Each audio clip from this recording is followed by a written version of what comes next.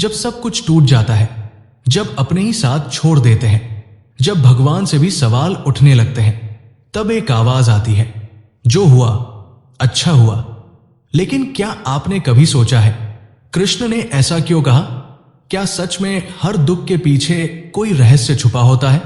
आज की ये कहानी आपकी सोच, आपका दर्द और आपका नजरिया सब कुछ बदल देगी।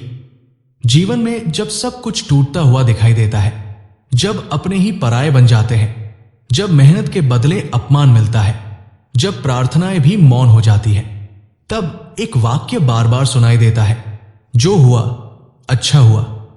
पर मन चिल्ला उठता है, कैसे अच्छा हुआ? इस दर्द में अच्छा क्या है? कहा जाता है कि यह वाक्य भगवान श्री कृष्ण का है, पर क्या सच में कृष्ण ने ऐसा कहा था? और अगर कहा था तो क्यों? आज की यह कहानी उसी प्रश्न का उत्तर है। यह कथा केवल द्वापर युग की नहीं, यह हर उस मनुष्य की कथा है जो जीवन से हार मान बैठा है। द्वापर युग के अंतिम वर्षों में यमुना के तट से दूर एक छोटा सा गांव था, नंदग्राम से भी शांत। उसी गांव में रहता था एक युवक, माधव। नाम तो कृष्ण का था, पर जीवन में कृष्ण जैसी मुस्कान नहीं थी। माधव ईमानदार था, धर्म में विश्वास रखता था, पर जीवन ने उसे बार बार तोड़ा था। पिता की मृत्यु अकाल में हो गई, मां बीमार रहती थी।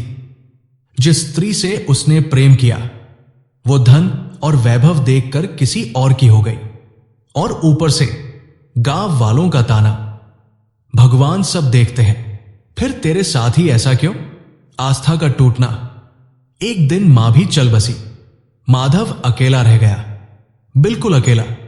उसी रात वो मंदिर गया, दीपक जल रहा था, कृष्ण की मूर्ति मुस्कुरा रही थी।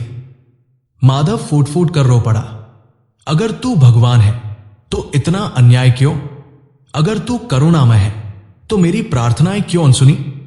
उसने मंदिर की घंटी नहीं बजाई, उसने प्रणाम नहीं किया, बस बोला, आज के बाद मैं तुझसे कुछ नहीं मांगूंगा। और वो चला गया। अचानक आया अतिथि। उसी रात गांव के बाहर पीपल के वृक्ष के नीचे माधव बैठा था। तभी किसी ने कहा, दुख में भी अकेले बैठना अच्छा नहीं होता। माधव ने देखा एक नीले वस्त्रों में युवक, मोरपंख और आंखों में असीम शांति।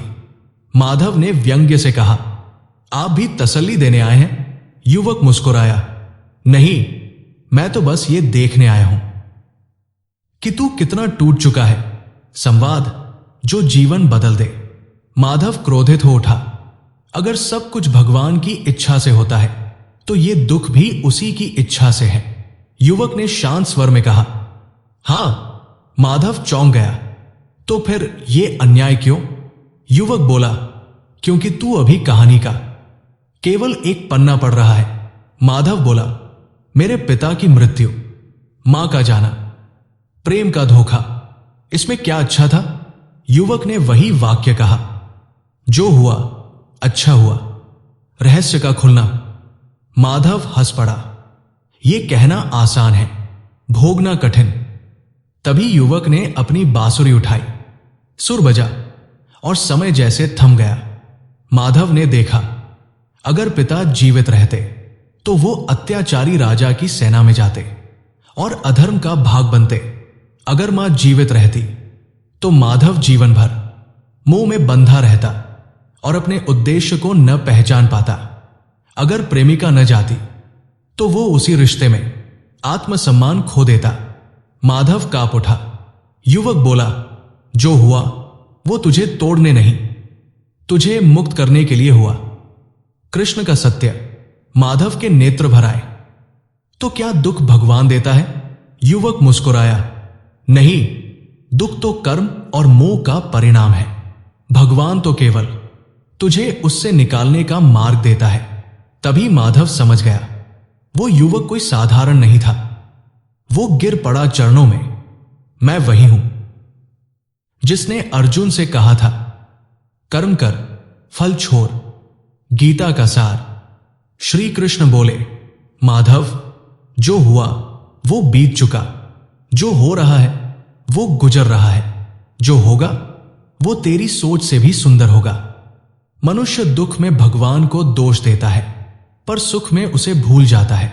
मैं कभी दुख नहीं देता, मैं केवल असत्य को हटाता हूं। अगली सुबह पीपल के नीचे कोई नहीं था, पर माधव बदला हुआ था। वो मंदिर गया। आज उसने घंटी बजाई। आज उसने मांगा नहीं, केवल धन्यवाद दिया। वर्षों बाद वही माधव लोगों को धर्म का अर्थ समझाता था। और जब कोई दुख में पूछता, ऐसा मेरे साथ ही क्यों, माधव बस मुस्कुराकर कहता, क्योंकि जो हुआ है वही तुझे वहां ले जाएगा जहां तुझे होना चाहिए। अगर आज आपका दिल टूटा है, अगर सब कुछ छिन गया लगता है, तो याद रखना, कृष्ण आज भी वही कहते हैं, जो हुआ अच्छा हुआ, जो हो रहा है अच्छा हो रहा है, और जो होगा वो सबसे अच्छा होगा। अगर आज आप टूटे हुए हैं, अगर आपको लग रहा है कि भगवान ने आपके साथ गलत किया, तो याद रखिए, कृष्ण कभी कुछ छीनते नहीं। वो केवल वही हटाते हैं जो आपको आगे बढ़ने से रोक रहा होता है। अगर ये कहानी आपके दिल तक पहुंची हो तो इस वीडियो को लाइक करें, अपने किसी अपने के साथ शेयर करें, और ऐसी ही कृष्णवाणी और रहस्यमयी कथाओं के लिए हमारे चैनल को सब्सक्राइब करना न भूलें, क्योंकि जो हुआ है वही आपको वहां ले जाएगा जहां आपको होना चाहिए।